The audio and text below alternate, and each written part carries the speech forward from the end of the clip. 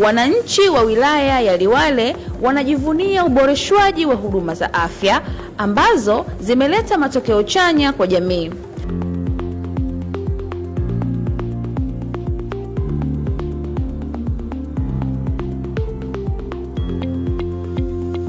Awali, wananchi hao walitembea zaidi ya kilomita 160 kufuata huduma za afya za kibingwa.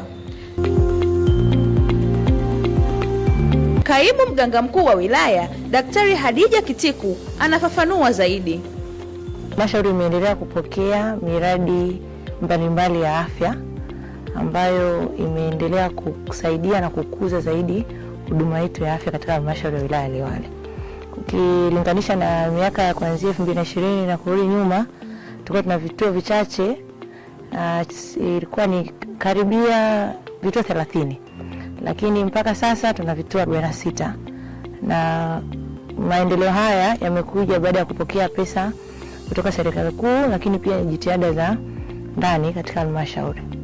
Tumekuwa na ongezeko la vituo hivi kutoka vituo 30 mpaka 36.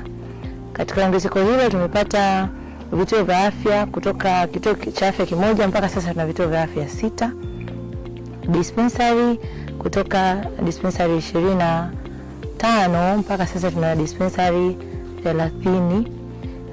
Lakini pia tumefanikiwa kupata hospitali ya wilaya mpya kubwa yenye majengo yasiyopungua 12 ya idara tofauti tofauti. Maendeleo haya yanatija gani kwa mwananchi? Maendeleo haya yameboresha zaidi utoaji wa huduma ya afya katika halmashauri ya wilaya ya Liwale. Tukiangalia kipindi cha nyuma, upungufu wa vituo vya afya, vituo vya kutolea huduma ya afya vilikuwa vinasababisha upatikanaji usiokuwa mzuri kwa baadhi ya sehemu ambazo hazikuwa na vituo. Kwa ongezeko hili la vituo imesogeza zaidi huduma za afya kwa wananchi, lakini pia imeendelea kusaidia wateja. Kwa mfano, hospitali yetu ya wilaya ya Liwale mpya ina vitengo ambavyo havikuwepo mwanzoni, kama kitengo cha dharura. Tumefanikiwa kupata jengo la dharura zuri na vifaa limeanza kufanya kazi, lakini pia hivyo tumefanikiwa kupeleka madaktari wetu wawili. Sasa tuna daktari mmoja wa daktari bingwa wa magonjwa ya pua na koo ENT, lakini pia hivi karibuni tunatarajia kupokea daktari bingwa wa magonjwa ya dharura ambaye alikuwa mtumishi wa hapa na akaenda kusoma. Lakini hivyo tumesogeza huduma za mionzi. Tuna mashine nzuri ya kisasa ya x-ray, ni digital x-ray. Tuna ultrasound mashine mpya nzuri kabisa standard. Lakini pia tumeweza kugusa kitengo cha kinywa na meno.